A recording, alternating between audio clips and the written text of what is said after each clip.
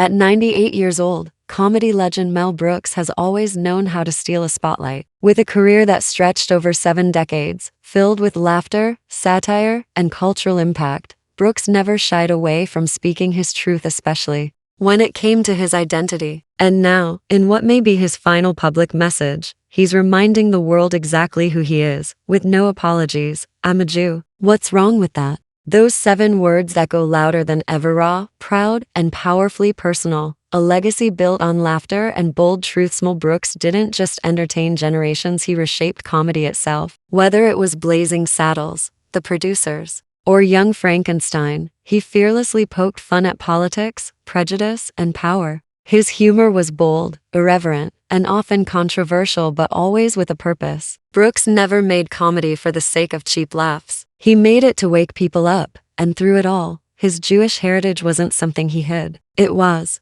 central to who he was and the lens through which he viewed the world. Being Jewish, he once said, gave me the armor I needed to face hate with humor. Why now? At nearly 100, Brooks doesn't do many interviews anymore. But in a rare, intimate conversation widely believed to be his final public statement, he wanted to speak directly to a world that's once again struggling with division, intolerance, and rising anti-Semitism. His voice may be slower, but it's no less sharp.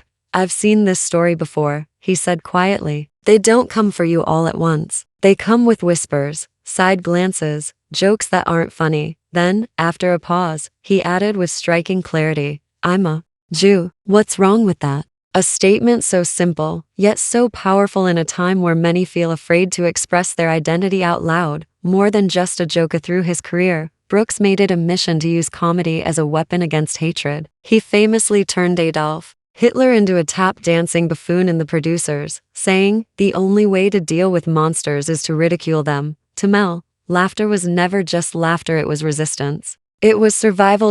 In his final message, he emphasized how comedy gave him and others like him a voice in a world that often tried to silence them. You make people laugh, he said, and suddenly, they listen. A reminder to be proud. Brooks' message wasn't just a defense of his heritage. It was a wake-up call to younger generations to be proud of who they are and never shrink in the face of ignorance or hate. Wear your identity like a badge, he urged. Don't let anyone turn it into a curse. He reflected on growing up poor in Brooklyn, raised by a single mother, facing slurs and stereotypes but never letting them define him. They laughed at me, he said, so I made them laugh back, honoring his final words. Those who know Brooks best say this last message isn't just a farewell, it's a final curtain call from a man who lived unapologetically, a man who turned pain into punchlines, who faced hatred with wit, and who used his platform to bring people together through laughter. His son, Max Brooks, said he wanted to remind people, especially now, that identity isn't something to hide, it's something to live.